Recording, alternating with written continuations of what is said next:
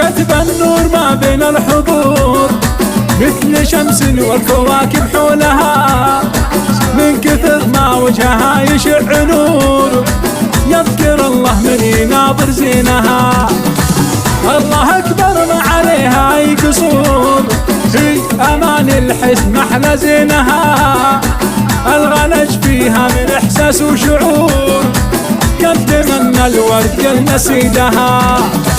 ليلة عنوانها فرح وسرور، ليلة فال سعادة فالها، أجمل الساعات وأحلاها شعور، شوفت ضيوف تشرف دارها، بنت معتز الفخر طول الدهور، والسعادة لها تهل خيالها، وامها روضة لها تنثر زهور، والدلال مبخره محيلها.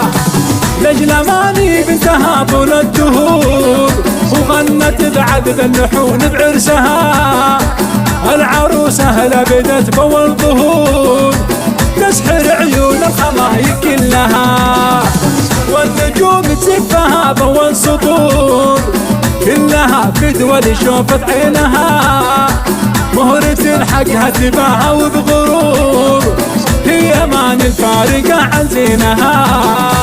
ناعس الطرف الكحيل بدر البدور، مثل شمس الصبح يطلع فجرها، هو الختام جعل الفرح طول الدهور، ندعي الله لأمان يصونها، وندعي الله لأمان يصونها.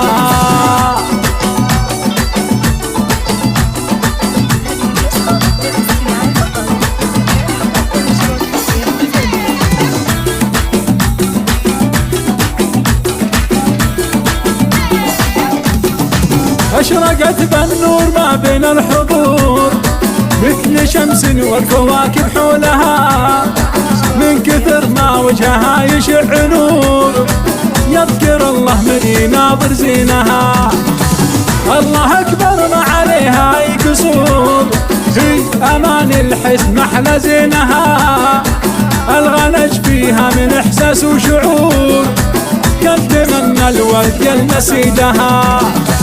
ليلة عنوانها فرح وسرور، ليلة فال سعادة فالها، أجمل الساعات وأحلاها شعور، شوفت ضيوف تشرف دارها، بنت معتز الفخر طول الدهور، والسعادة لها تهل خيالها، وامها روضة لها تنثر زهور، والدلال مبخره محيلها.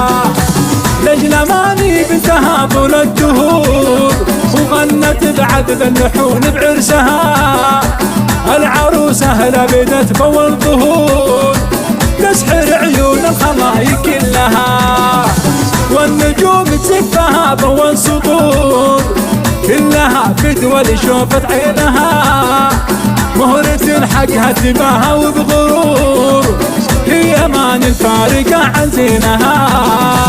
ناعس الطرف الكحيل بدر البدور، مثل شمس الصبح يطلع فجرها، هو الختام جعل الفرح طول الدهور، ندعي الله لأمان يصونها، وندعي الله لأمان يصونها.